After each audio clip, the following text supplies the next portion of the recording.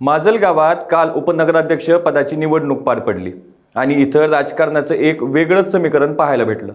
कारण निवडणुका सुरू असताना एकमेकांवर आरोप प्रत्यारोप करणारे एकत्र आले आणि निवडणुकीमध्ये सोबत राहणाऱ्या साथीदाराला दूर करण्यात आले।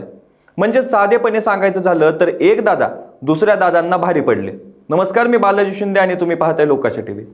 माजलगाव येथील नगरपालिका निवडणुकीत नगराध्यक्षपदी राष्ट्रवादी काँग्रेसच्या शरद पवार गटाच्या शिफा बिलाल चौस या निवडून आल्या, पण तरी सुद्धा या पक्षाला पूर्णपणे बहुमत मिळालं नव्हतं।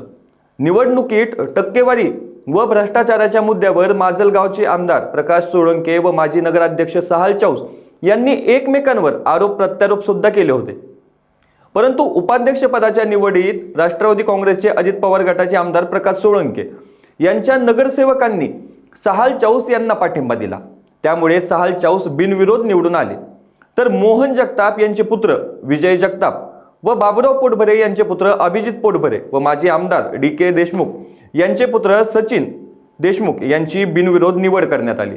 म्हणजे तीनही स्वीकृत सदस्य म्हणून कार्यकर्त्यांऐवजी नेत्यांच्याच मुलाची निवड झाली आहे। राष्ट्रवादी काँग्रेसचे शरद पवार गटाचे पॅनल प्रमुख मोहन जगताप यांनी नगराध्यक्ष पदाच्या उमेदवारासह 10 नगरसेवकही निवडून आणले।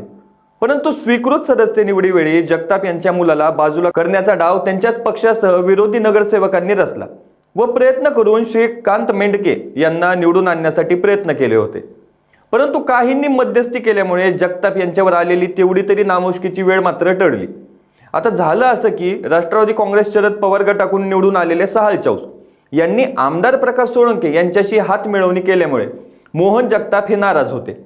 त्यामुळे त्यांच्या घरी सहाल चौस व मोहन जगताप यांच्यात चांगलीच बाचाबाची झाल्याची चर्चा सुद्धा त्यांच्या कार्यकर्त्यांमध्ये दिसून आली। राजकारणात परिपक्व नसलेले मोहन जगताप यांचा नगराध्यक्ष व 10 नगरसेवक निवडून आणण्यात सिंहाचा वाटा होता। परंतु आमदार सोळंके यांनी खेळी करीत पोटभरे चौस यांच्याशी जवळीक करत जगताप यांना एकाकी पाडले। त्यामुळे सध्या जगताप यांच्याकडे केवळ 3च नगरसेवक उरल्याचं बोललं जातंय। अशाच ताज्या अपडेटसाठी लोकाशा टीव्हीला सबस्क्राईब करा आणि लाईक करायला विसरू नका।